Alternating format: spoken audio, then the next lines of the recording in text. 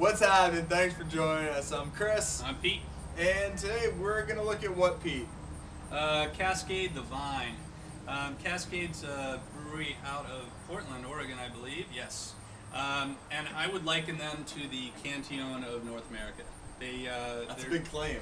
Yeah, I mean, Russian River obviously is doing some amazing boozes and stuff and sours, but Cascade, I had this at a beer fest last year, a few of their varietals, and it just absolutely blew me away. So we had somebody, I guess, Sherpa this back from Portland along with a couple other bottles. Thanks, Ian. Yes, thank you.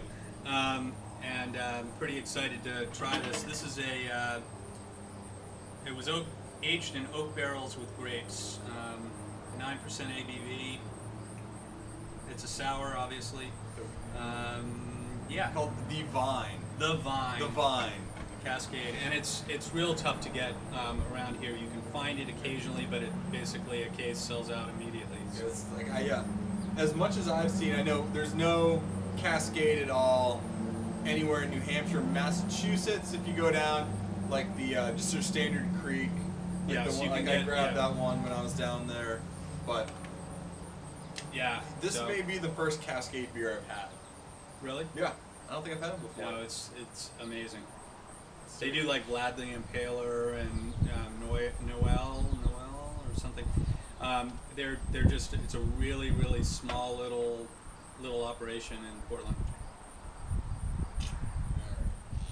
Well, that's gonna come out easy. And this was bottled, I think, in 2012, and it's been aging for 15 months. And it's coming out real quick. So it's definitely pouring. That's real hazy, but like a bright kind of golden color. Good carbonation Yeah. coming off the bottom. It almost looks like it's unfiltered. I mean, it's got kind of almost not a yeasty kind of cloudiness, but I mean, if it's a sour, there goes the cap. A little breezy. I was wondering, because most sours, I think, Cantillons are like 4, 5, 6%. Yeah. This is almost 9%, and I guess the color, it's definitely darker, like an ale, more of a richer color. Well, I mean, I'm thinking just, in general, it's a beer it's not pasteurized, it's still all the yeast and everything else are still in the bottle, so I'm thinking that's exactly why we have a really cloudy beer here. So, but yeah, the head's pretty much dissipated down to nothing there, but it was bright white to start with. Let's see what we got for a nose.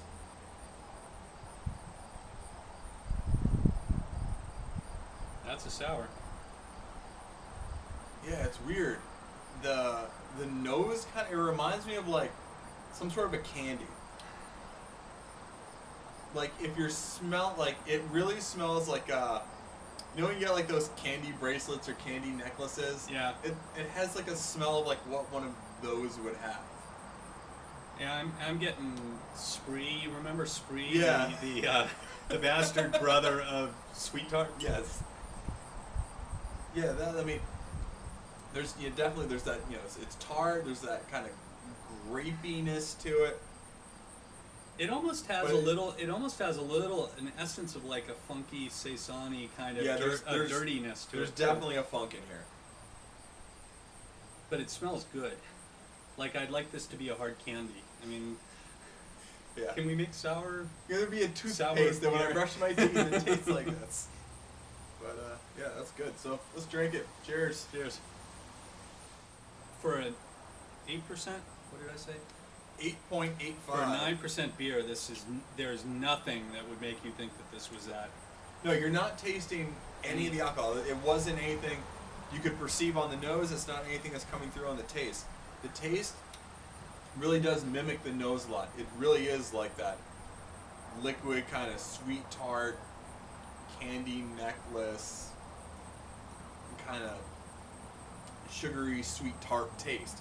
But it's not overpowering. I mean, the one thing, and I know very minimal about sours. I'm just trying to learn, but you get your kind of lower end Monk's Cafe and Boone, and they almost seem like they're overpowering, and then you get into a Cantillon and it's much more balanced and it's easier drinking. It's not like you're kind of like, okay, I'm gonna make it through one glass and I can't have any more because it's just way too tart. Yep. This has a kind of a nice balance. It's not overpowering. It like is. that. Like, dependent upon the ABV, like something that would be this sour, I would really like it as more like a session ale. Yep. We're kind of joking at the store the other day. It's like, can't we just get a goose that comes in a 6-pack? Like, just stock them on the shelf. But because I really find like this right now is really that general style of beer that I'm into. I find it really refreshing. It's really interesting. It's something different. There's definitely a fair amount of the funk I was just noticing coming through on the taste. Like that's very prevalent, that musty barnyard funkiness, and it blends over into that tartness. It's a really, really, interesting, like nice drinking beer. Yep. It's too bad it's tough to find on the East Coast. I mean, even more so than Cantillon. It's got a relatively effervescent, sort of real bubbly, light mouthfeel. It makes drinking this, very easy. Yes. So yeah, being my first offering from Cascade, this is awesome. I definitely look to check out many more of their offerings. Yeah, I like get them. Like I said, can. I think well, I've got three more down, 3 different kinds. Yep. An elderberry one, and their Creek, and something that was aged in bourbon barrels, which is kind of going to be interesting. Yeah. But I had 7 or 8 different varieties at a beer fest, and every single one was just like, Knock your this socks is off. amazing. They had the longest line of all the offerings. Good stuff. All right. Cool. So, excellent stuff from Cascades, The Vine. Check it out if you can. So with that said, we're going to keep enjoying the rest of this. Hope you're enjoying something as well, and see you next time. Cheers. Cheers. All right. What's happening? Thanks for joining. Wait, really? Like that's the kind of shit I'm talking about. That always happens. It's like quiet country, motorcycle drag race.